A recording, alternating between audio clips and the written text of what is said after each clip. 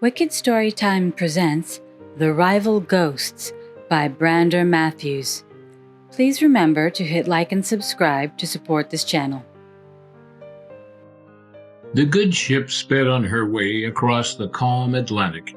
It was an outward passage, according to the little charts which the company had charily distributed, but most of the passengers were homeward bound after a summer of rest and recreation, and they were counting the days before they might hope to see Fire Island light. On the lee side of the boat, comfortably sheltered from the wind, and just by the door of the captain's room, which was theirs during the day, sat a little group of returning Americans. The Duchess, she was down on the purser's list as Mrs. Martin, but her friends and familiars called her the Duchess of Washington Square, and Baby Van Rensselaer, she was quite old enough to vote, had her sex been entitled to that duty, but as the younger of two sisters, she was still the baby of the family. The Duchess and Baby Van Rensselaer were discussing the pleasant English voice and the not unpleasant English accent of a manly young lordling who was going to America for sport. Uncle Larry and Dear Jones were enticing each other into a bet on the ship's run of the morrow. "I'll give you 2 to 1 she don't make 420, said Dear Jones. "I'll take it," answered Uncle Larry.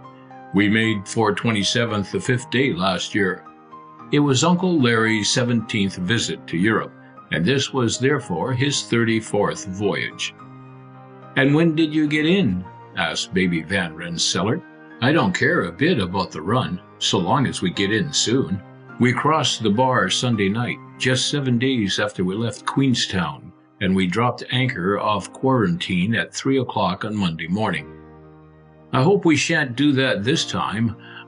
I can't seem to sleep any when the boat stops." "I can, but I didn't," continued Uncle Larry, "because my stateroom was the most forward in the boat, and the donkey engine that let down the anchor was right over my head." "So you got up and saw the sunrise over the bay," said Dear Jones, "with the electric lights of the city twinkling in the distance, and the first faint flush of the dawn in the east just over Fort Lafayette, and the rosy tinge which spread softly upward, and—" "Did you both come back together?" asked the Duchess. "Because he has crossed 34 times, you must not suppose he has a monopoly in sunrises," retorted Dear Jones. "No, this was my own sunrise, and a mighty pretty one it was, too." "I'm not matching sunrises with you," remarked Uncle Larry calmly, "but I'm willing to back a merry jest called forth by my sunrise against any 2 merry jests called forth by yours." "I confess reluctantly that my sunrise evokes no merry jest at all." Dear Jones was an honest man, and would scorn to invent a merry jest on the spur of the moment. "That's where my sunrise has the call," said Uncle Larry complacently. "What was the merry jest?" was Baby Van Rensselaer's inquiry, the natural result of a feminine curiosity thus artistically excited. "Well, here it is. I was standing aft, near a patriotic American and a wandering Irishman, and the patriotic American rashly declared that you couldn't see a sunrise like that anywhere in Europe. And this gave the Irishman his chance, and he said, 'Sure you don't have him here till we're through with him over there.'" "It is true," said Dear Jones thoughtfully, "that they do have some things over there better than we do, for instance, umbrellas." "And gowns," added the Duchess. "And antiquities." This was Uncle Larry's contribution.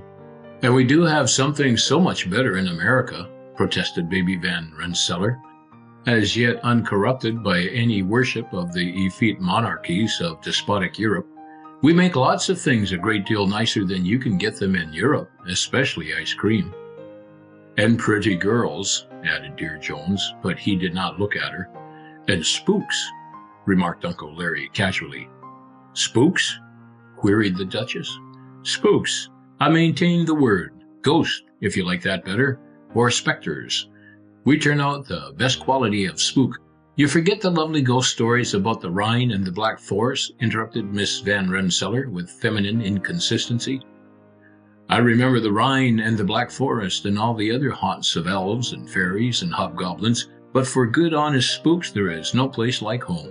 And what differentiates our spook, Spiritus Americanus, from the ordinary ghosts of literature is that it responds to the American sense of humor. Take Irving's stories, for example. The Headless Horseman. That's a comic ghost story. And Rip Van Winkle. Consider what humor and what good humor there is in the telling of his meeting with the goblin crew of Hendrik Hudson's men. A still better example of this American way of dealing with legend and mystery is the marvelous tale of the rival ghosts. The rival ghosts? Queried the Duchess and Baby Van Rensselaer together. Who were they? Didn't I ever tell you about them? Answered Uncle Larry, a gleam of approaching joy flashing from his eye. Since he is bound to tell us sooner or later, we'd better be resigned and hear it now, said Dear Jones. If you are not more eager, I won't tell it at all. Oh, do, Uncle Larry. You know I just dote on ghost stories, pleaded Baby Van Rensselaer. Once upon a time, began Uncle Larry, in fact, a very few years ago, there lived in the thriving town of New York a young American called Duncan. Eliphalet Duncan.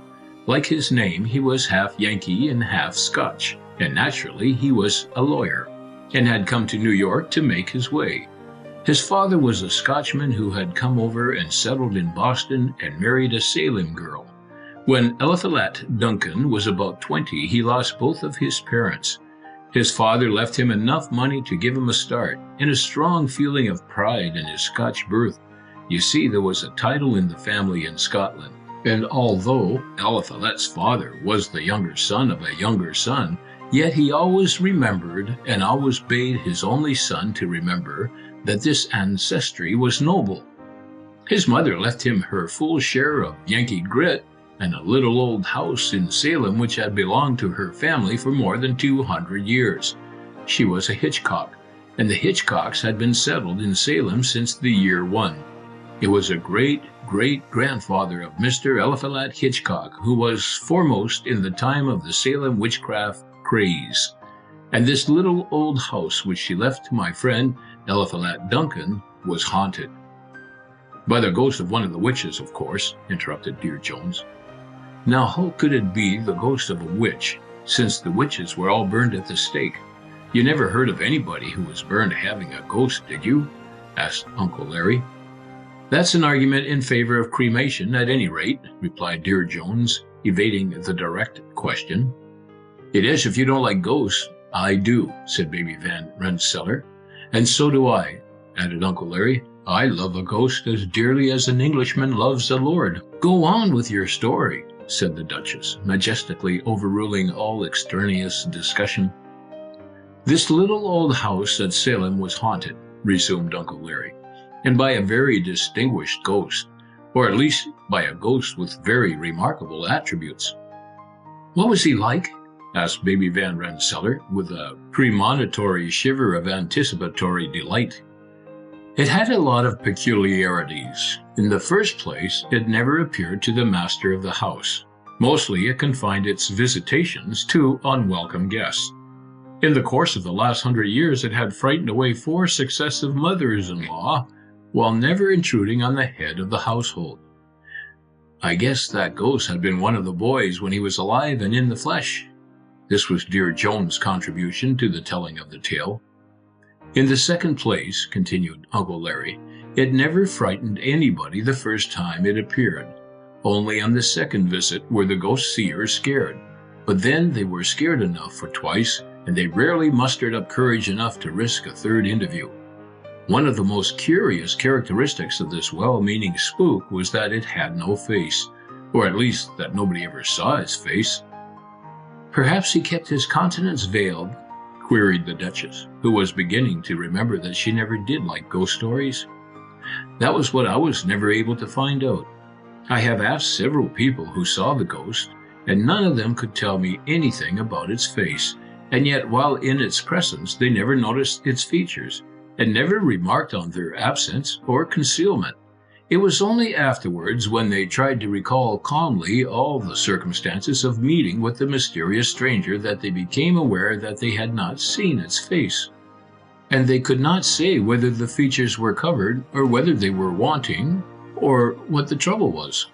They knew only that the face was never seen, and no matter how often they might see it, they never fathomed this mystery. To this day, nobody knows whether the ghost which used to haunt the little old house in Salem had a face, or what manner of face it had. "How awfully weird," said Baby Van Rensselaer. "And why did the ghost go away?" "I haven't said it went away," answered Uncle Larry with much dignity. "But you said it used to haunt the little old house at Salem, so I suppose it had moved, didn't it?" the young lady asked. "You shall be told in due time. Eliphalet Duncan used to spend most of his summer vacations at Salem, and the ghost never bothered him at all, for he was the master of the house, much to his disgust, too, because he wanted to see for himself the mysterious tenant at will of his property. But he never saw it, never. He arranged with friends to call him whenever it might appear, and he slept in the next room with the door open, and yet when their frightened cries waked him, the ghost was gone, and his only reward was to hear reproachful sighs as soon as he went back to bed. You see, the ghost thought it was not fair of Eliphalet to seek an introduction which was plainly unwelcome." Dear Jones interrupted the storyteller by getting up and tucking a heavy rug more snugly around Baby Van Rensselaer's feet, for the sky was now overcast and gray, and the air was damp and penetrating. "One fine spring morning," pursued Uncle Larry, "Eliphalet Duncan received great news. I told you that there was a title in the family in Scotland, and that Eliphalet's father was the younger son of a younger son. Well, it happened that all Eliphalet's father's brothers and uncles had died off without male issue except the eldest son of the eldest son, and he, of course, bore the title, and was Baron Duncan of Duncan. Now the great news that Eliphalet Duncan received in New York one fine spring morning was that Baron Duncan and his only son had been yachting in the Hebrides, and they had been caught in a black squall, and they were both dead. So my friend Eliphalet Duncan inherited the title and the estates." "How romantic," said the Duchess. "So he was a baron." "Well," answered Uncle Larry, "he was a baron if he chose, but he didn't choose." "More fool he," said Dear Jones sententiously. "Well," answered Uncle Larry, "I'm not so sure of that. You see, Eliphalet Duncan was half Scotch and half Yankee, and he had two eyes to the main chance. He held his tongue about his windfall of luck until he could find out whether the Scotch estates were enough to keep up the Scotch title. He soon discovered that they were not, and that the late Lord Duncan, having married money, kept up such state as he could out of the revenues of the dowry of Lady Duncan. And Eliphalet, he decided that he would rather be a well-fed lawyer in New York, living comfortably on his practice, than a starving lord in Scotland, living scantily on his title." "But he kept his title?" asked the Duchess. "Well," answered Uncle Larry, "he kept it quiet. I knew it, and a friend or two more. But Eliphalet was a sight too smart to put Baron Duncan of Duncan, attorney and counselor at law, on his shingle."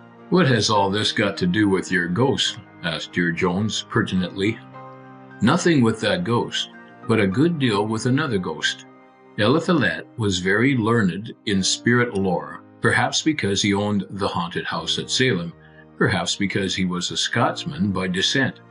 At all events, he had made a special study of the wraiths and white ladies and banshees and bogies of all kinds, whose sayings and doings and warnings are recorded in the annals of the Scottish nobility.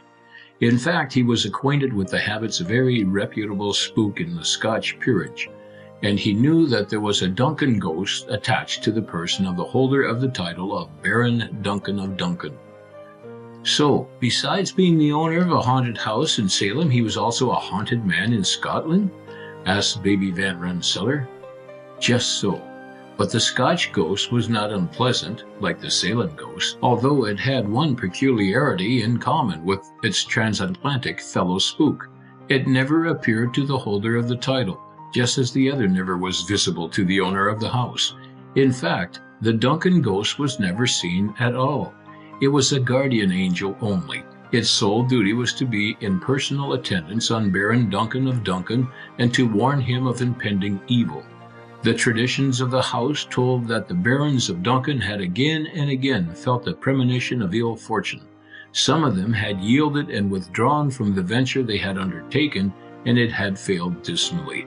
Some had been obstinate and had hardened their hearts, and had gone on reckless to defeat and to death. In no case had a Lord Duncan been exposed to peril without fair warning. Then how came it that the father and son were lost in the yacht off the Hebrides? Asked Dear Jones. Because they were too enlightened to yield to superstition. There is extant now a letter of Lord Duncan, written to his wife a few minutes before he and his son set sail, in which he tells her how hard he has had to struggle with an almost overmastering desire to give up the trip. Had he obeyed the friendly warning of the family ghost, the letter would have been spared a journey across the Atlantic. Did the ghost leave Scotland for America as soon as the old Baron died? Asked Baby Van Rensselaer, with much interest. How did he come over? Queried Dear Jones, in the steerage or as a cabin passenger? I don't know, answered Uncle Larry calmly, and Eliphalet didn't know, for as he was in no danger and stood in no need of warning, he couldn't tell whether the ghost was on duty or not. Of course he was on the watch for it all the time, but he never got any proof of its presence until he went down to the little old house of Salem just before the 4th of July. He took a friend down with him, a young fellow who had been in the regular army since the day Fort Sumter was fired on, and who thought that after 4 years of the little unpleasantness down south, including 6 months in Libby, and after 10 years of fighting the bad Indians on the plains, he wasn't likely to be much frightened by a ghost. Well, Eliphalet and the officer sat out on the porch all the evening smoking and talking over points in military law. A little after 12 o'clock, just as they began to think it was about time to turn in, they heard the most ghastly noise in the house. It wasn't a shriek, or a howl, or a yell, or anything they could put a name to. It was an undeterminate, inexplicable shiver and shudder of sound which went wailing out of the window. The officer had been at Cold Harbor, but he felt himself getting colder this time. Eliphalet knew it was the ghost who haunted the house. As this weird sound died away, it was followed by another, sharp, short, blood-curdling in its intensity.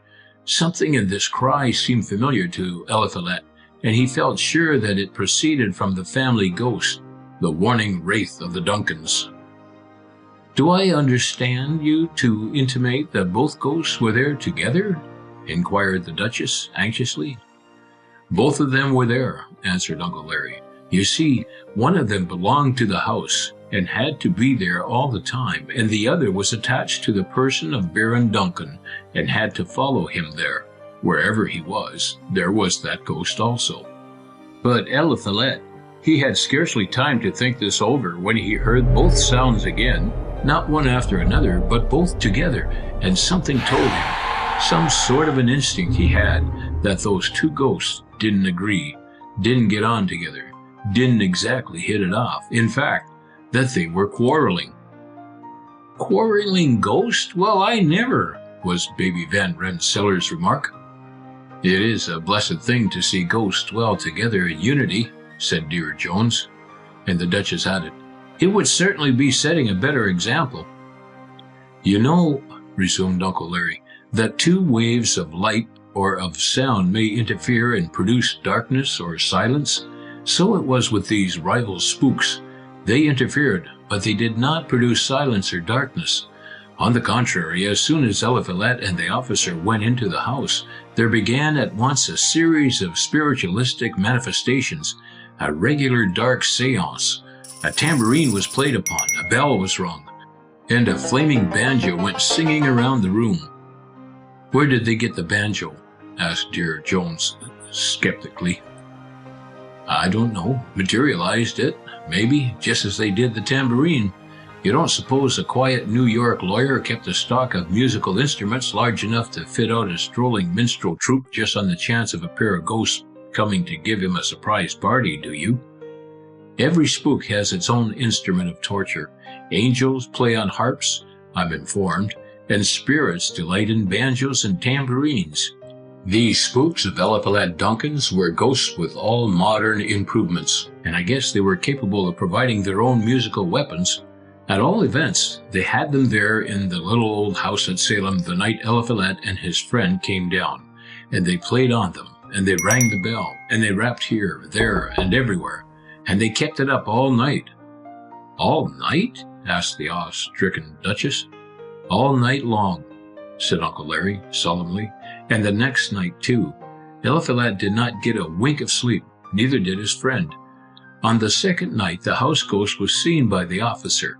On the third night, it showed itself again, and the next morning the officer packed his gripsack and took the first train to Boston. He was a New Yorker, but he said he'd sooner go to Boston than see that ghost again. Eliphalet wasn't scared at all, partly because he never saw either the domiciliary or the titular spook, and partly because he felt himself on friendly terms with the spirit world and didn't scare easily. But after losing 3 nights' sleep and the society of his friend, he began to be a little impatient and to think that the thing had gone far enough. You see, while in a way he was fond of ghosts, yet he liked them best one at a time. 2 ghosts were one too many. He wasn't bent on making a collection of spooks. He and 1 ghost were company, but he and 2 ghosts were a crowd. "What did he do?" asked Baby Van Rensselaer. Well, he couldn't do anything. He waited a while, hoping they would get tired, but he got tired out first. You see, it comes natural to a spook to sleep in the daytime, but a man wants to sleep nights, and they wouldn't let him sleep nights. They kept on wrangling and quarreling incessantly. They manifested and they dark seance as regularly as the old clock on the stairs struck 12. They rapped and they rang bells and they banged the tambourine and they threw the flaming banjo about the house, and worse than all, they swore. "I did not know that spirits were addicted to bad language," said the Duchess. "How did he know they were swearing? Could he hear them?" asked Dear Jones. "That was just it," responded Uncle Larry. "He could not hear them, at least not distinctly. There were inarticulate murmurs and stifled rumblings, but the impression produced on him was that they were swearing. If they had only sworn right out, he would not have minded it so much because he would have known the worst, but the feeling that the air was full of suppressed profanity was very wearing, and after standing it for a week he gave up in disgust and went to the White Mountains." "Leaving them to fight it out, I suppose," interjected Baby Van Rensselaer. "Not at all," exclaimed Uncle Larry. "They could not quarrel unless he was present. You see, he could not leave the titular ghost behind him, and the domiciliary ghost could not leave the house. When he went away, he took the family ghost with him, leaving the house ghost behind. Now, spooks can't quarrel when they are 100 miles apart any more than men can." "And what happened afterwards?" asked Baby Van Rensselaer with a pretty impatience. "A most marvelous thing happened. Eliphalet Duncan went to the White Mountains, and in the car of the railroad that runs to the top of Mount Washington he met a classmate whom he had not seen for years, and this classmate introduced Duncan to his sister, and this sister was a remarkably pretty girl, and Duncan fell in love with her at first sight, and by the time he got to the top of Mount Washington he was so deep in love that he began to consider his own unworthiness and to wonder whether she might ever be induced to care for him a little, ever so little." "I don't think that is so marvelous a thing," said Dear Jones, glancing at Baby Van Rensselaer. "Who was she?" asked the Duchess, who had once lived in Philadelphia.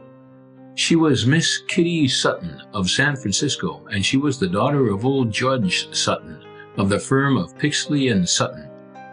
"A very respectable family," assented the Duchess.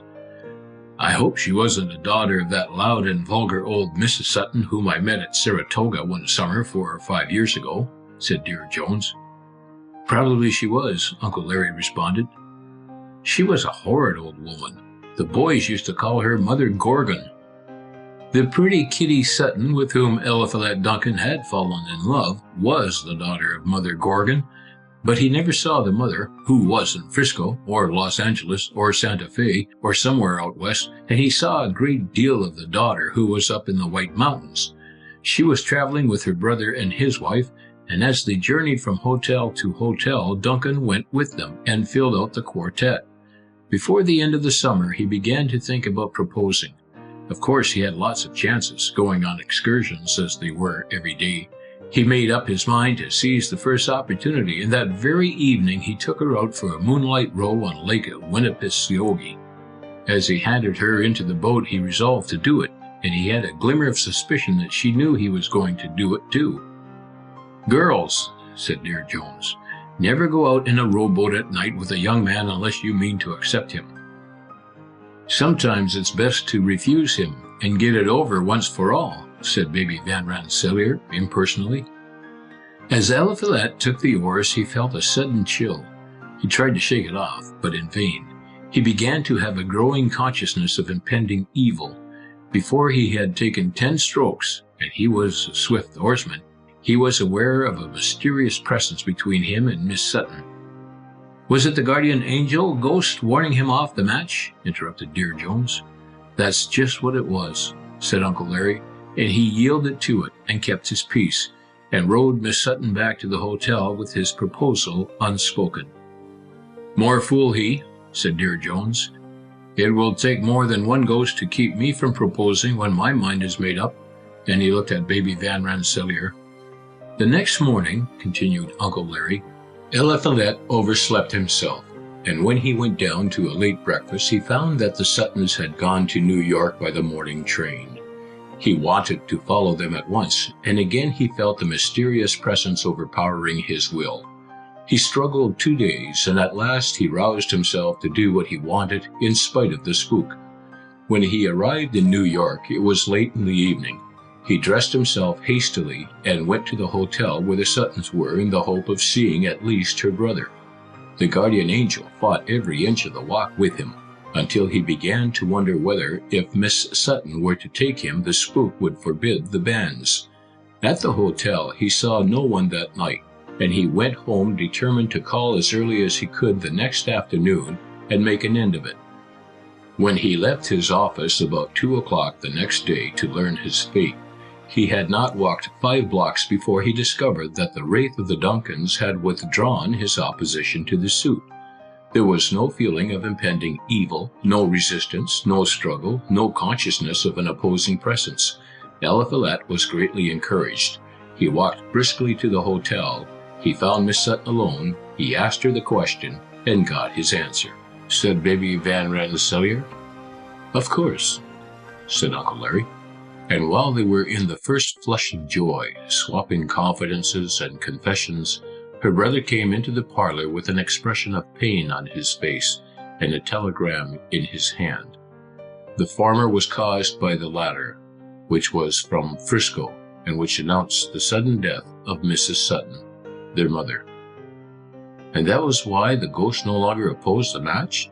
questioned Dear Jones. "Exactly. You see, the family ghost knew that Mother Gorgon was an awful obstacle to Duncan's happiness, so it warned him. But the moment the obstacle was removed, it gave its consent at once." The fog was lowering its thick, damp curtain, and it was beginning to be difficult to see from one end of the boat to the other. Dear Jones tightened the rug which enwrapped Baby Van Rensselaer, and then withdrew again into his own substantial coverings. Uncle Larry paused in his story long enough to light another of the tiny cigars he always smoked. "I infer that Lord Duncan," the Duchess was scrupulous in the bestowal of titles, "saw no more of the ghost after he was married." "He never saw them at all, at any time, either before or since. But they came very near breaking off the match, and thus breaking 2 young hearts." "You don't mean to say that they knew any just cause or impediment why they should not forever after hold their peace?" asked Dear Jones. "How could a ghost, or even 2 ghosts, keep a girl from marrying the man she loved?" This was Baby Van Rensselaer's question. "It seems curious, doesn't it?" And Uncle Larry tried to warm himself by 2 or 3 sharp pulls at his fiery little cigar. "And the circumstances are quite as curious as the fact itself. You see, Miss Sutton wouldn't be married for a year after her mother's death, so she and Duncan had lots of time to tell each other all they knew.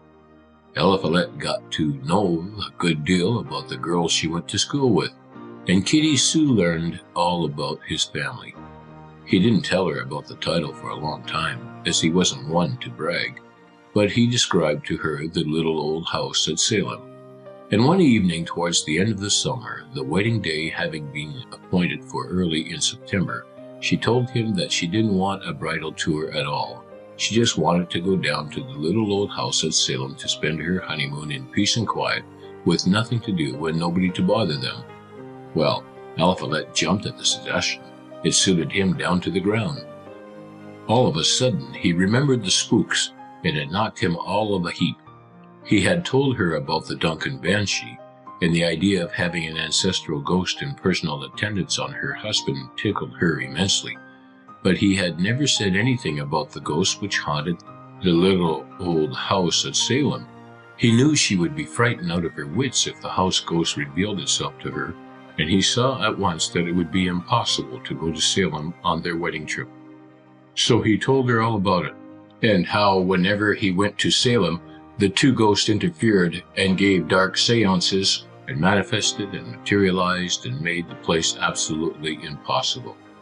Kitty listened in silence, and Eliphalet thought she had changed her mind, but she hadn't done anything of the kind.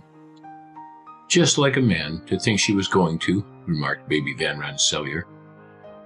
She just told him she could not bear ghosts herself, but she would not marry a man who was afraid of them. Just like a girl, to be so inconsistent, remarked Dear Jones. Uncle Larry's tiny cigar had long been extinct. He lighted a new one and continued. Eliphalet protested in vain. Kitty said her mind was made up. She was determined to pass her honeymoon in the little old house at Salem, and she was equally determined not to go there as long as there were any ghosts there. Until he could assure her that the spectral tenant had received notice to quit and that there was no danger of manifestations and materializing, she refused to be married at all. She did not intend to have her honeymoon interrupted by two wrangling ghosts, and the wedding could be postponed until he had made ready the house for her. She was an unreasonable young woman, said the Duchess. Well, that's what Eliphalet thought, much as he was in love with her, and he believed he could talk her out of her determination. But he couldn't. She was set, and when a girl is set, there's nothing to do but to yield to the inevitable. And that's just what Eliphalet did. He saw he would either have to give her up or to get the ghost out, and as he loved her and he did not care for the ghost, he resolved to tackle the ghost. He had clear grit, Eliphalet had. He was half Scotch and half Yankee, and neither breed turns tail in a hurry. So he made his plans, and he went down to Salem. As he said goodbye to Kitty, he had an impression that she was sorry she had made him go. But she kept up bravely and put a bold face on it and saw him off, and went home and cried for an hour and was perfectly miserable until he came back the next day. Did he succeed in driving the ghost away? Asked Baby Van Rensselaer with great interest. That's just what I'm coming to, said Uncle Larry, pausing at the critical moment in the manner of the trained storyteller. You see, Eliphalet had got a rather tough job, and he would gladly have had an extension of time on the contract, but he had to choose between the girl and the ghost, and he wanted the girl. He tried to invent or remember some short and easy way with ghosts, but he couldn't. He wished that somebody had invented a specific for spooks, something that would make the ghost come out of the house and die in the yard. He wondered if he could not tempt the ghost to run in debt, so that he might get the sheriff to help him. He wondered also whether the ghost could not be overcome with strong drink.